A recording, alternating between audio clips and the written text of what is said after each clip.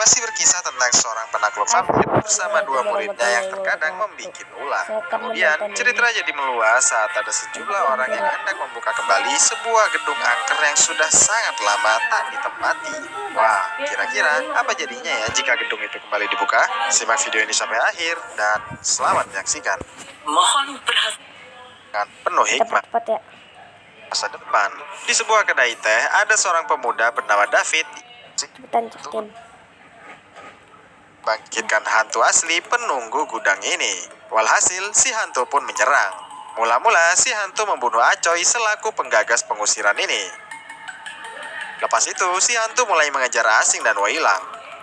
Sebenarnya Asing sempat melakukan perlawanan, tapi pada akhirnya Asing babak belur juga. Selanjutnya, si hantu menidurkan Asing untuk kemudian dibawanya masuk ke dalam peti matinya. Melihat itu, Weilang yang panik hendak melapor pada Guru Gao dan kebetulan sekali Guru Gao datang juga. Setelah tahu apa yang terjadi, Guru Gao pun beraksi menyelamatkan Asing muridnya. Dan ternyata tubuh Asing sudah dirasuki hantu cewek tadi. Pertarungan sengit sempat berlangsung, tapi tak lama Guru Gao mampu mengeluarkan hantu itu, lalu membakarnya sampai hangus.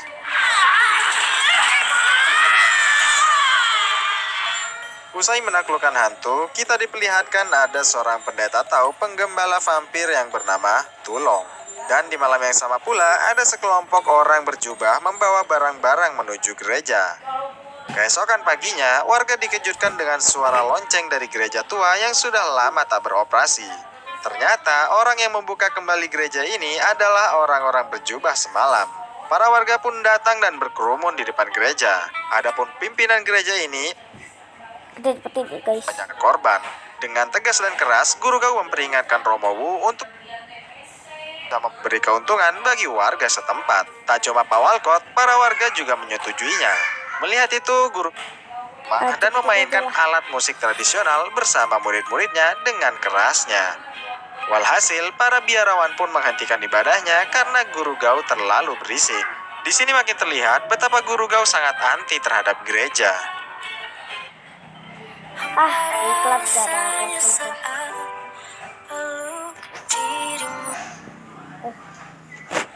Di malam harinya, David mengajak Romo Wu berkumpul dengan para tokoh setempat. Tak lama, Guru Gao datang juga. Tapi saat melihat Romo Wu, Guru Gao langsung bergegas pergi lagi. Ternyata, Guru Gao bukan menghindari dengan pakaian resminya. Di pertemuan ini, David meminta agar Guru Gao mau bekerja sama dengan Romo Wu untuk kemaslahatan kota ini. Tentu saja, Guru Gao menolaknya mentah-mentah. Keesokan harinya, terlihat para warga hendak melakukan misa ke gereja. Tanpa sepengetahuan Guru Gao, Asing dan Weilang yang penasaran memutuskan untuk ke gereja juga. Sesampainya di gereja, Asing dan Weilang terlihat sangat senang. Tak lama, datanglah sosok ibu-ibu yang tak lain adalah Guru Gao. Ternyata Guru Gao sedang menyamar karena penasaran juga dengan ibadah di gereja ini. Sebelum masuk, Guru Gao diminta mengambil air suci dulu. Tapi karena Guru Gao tak tahu, dia malah mengambil air itu dengan gerakan khasnya sendiri.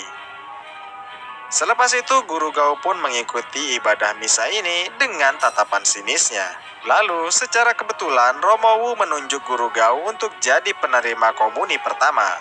Alih-alih memakannya, Guru Gao malah menggigit jari Romo Wu. Walhasil, keributan pun terjadi. Asing berniat melerainya, tapi sayang dia kena banting Guru Gao.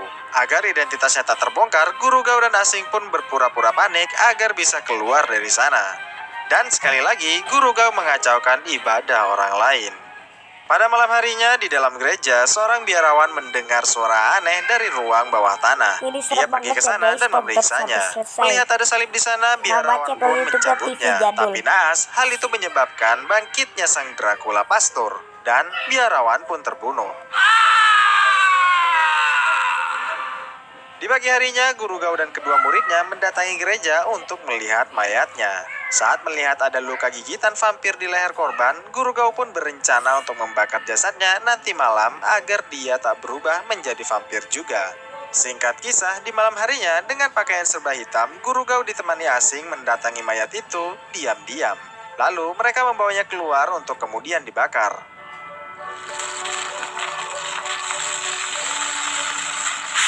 Sebenarnya aksi mereka sempat dihalangi oleh Romo, tapi beruntung apinya masih nyala dan tetap membakar calon vampir itu sampai habis. Di lain tempat, Tulong, si penggembala vampir, terlihat sudah memasuki kota. Mendengar iring-iringan itu, Ani pun menengoknya dari jendela. Dan ternyata ada salah satu vampir yang terlihat naksir pada si Ani. Sontak saja, si penggembala pun menyeretnya kembali. Kemudian masuklah Tulong, sang penggembala vampir, ke rumah Pak Walcott.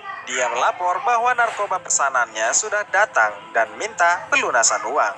Namun, karena Pak Walcott belum selesai makan, Tulong pun memutuskan untuk menunggunya di luar saja.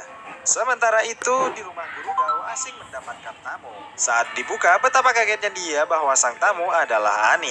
Sebenarnya, Ani ingin bertemu Guru Gao, tapi karena Guru Gao sedang tidak ada, lantas Ani mengungkapkan keresahannya itu pada Asing.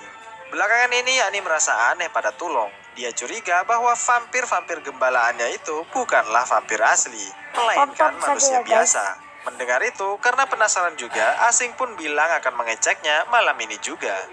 Singkat kisah, berangkatlah Asing dan Wailang ke TKP. Sebelum sampai, terlihat para vampir ini sedang asik ngobrol. Ternyata benar, para vampir ini adalah manusia yang menyamar agar bisa menyelundupkan narkoba dengan lancar. Menyadari kedatangan Asing, mereka pun bergegas mematung kembali. Asing dan Wailang memeriksanya satu persatu. Tapi tak lama, Tulong datang kembali. Kemudian Tulong memukul Asing dan Wailang karena dianggap mengganggu vampir-vampirnya. Lepas itu, Asing dan Wailang pun pergi. Sebelum benar-benar pergi, Asing dan Wailang mengintip lagi dari kejauhan. Mereka kaget saat melihat Tulong mengomeli vampir-vampirnya. Berarti benar bahwa vampir ini adalah manusia. Lantas, mereka berencana mengadukannya pada Guru Gao. Karena melihat ada Tulong di situ, maka mereka pun membatalkannya. Namun, karena sudah tidak tahan lagi, Wailang tetap saja memberitahunya. Walhasil, adegan ini pun terjadi.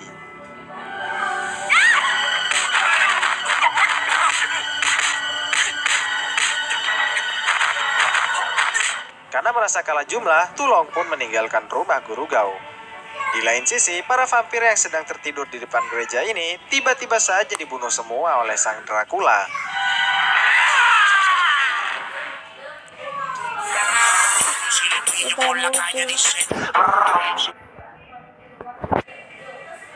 Lalu, sepulang dari rumah Guru Gao, Tulong kaget mendapati teman-temannya tak ada di tempat. Tulong mencarinya ke setiap ruang di gereja, hingga pada akhirnya Tulong pun bernasib sama dengan teman-temannya.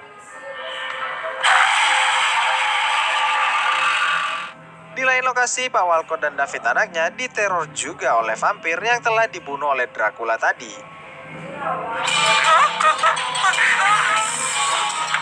Saat Pak Walcott membuka mulutnya, vampir ini tiba-tiba saja menjauh karena bau bawang putih dari mulut Pak Walcott.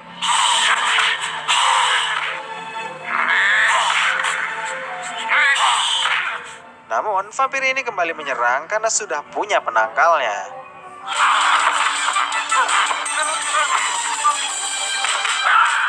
Tak lama datanglah Tulong. Dia mengalahkannya dan mengikatnya di pilar.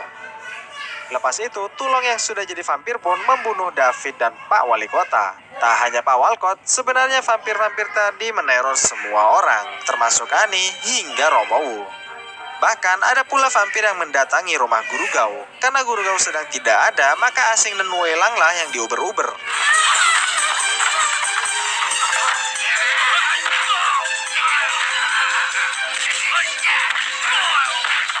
Mereka kewalahan menghadapi vampir ini.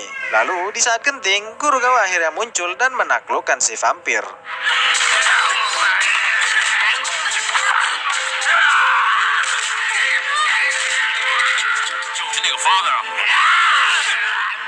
Kembali ke gereja, Romowu yang sudah tergigit vampir merasa tak bisa mengendalikan dirinya lagi.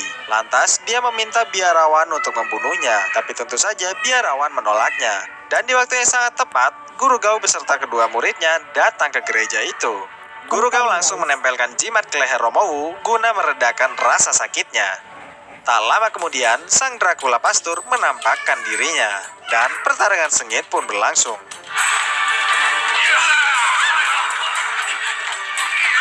Sayangnya, semua serangan Guru Gao tidak ada yang mempan kepadanya. Romowu bilang bahwa vampir barat tidak sama dengan vampir Cina.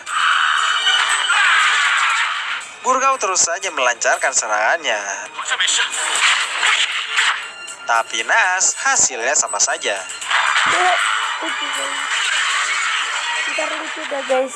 Melihat Guru Gao babak belur, Romowo pun mencoba menyerang menggunakan salib. Rupanya benar, si Dracula ini ketakutan. Namun, salib itu tak berfungsi lagi saat Dracula mengubah dirinya ke mode vampir Cina. Dracula bisa melakukan ini karena memang dia sudah lama tinggal di Cina. Lalu, Guru Gao menyuruh kedua muridnya mengulur waktu dulu.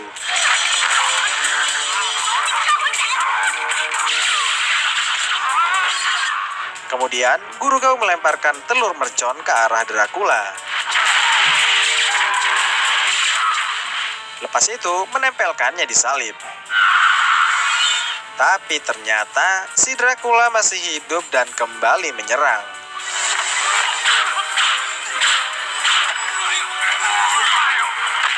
Keadaan jadi semakin rumit saat Dracula kedatangan vampir-vampir lain yang sudah terinfeksi. Lantas, Romowo pun mengeluarkan salib legendaris yang terlihat di awal film tadi. Karena yang mereka hadapi ini adalah vampir Cina dan vampir Barat, maka Guru Gao menempelkan salib itu dengan mantra taunya. Dan serangan pamungkas pun dimulai.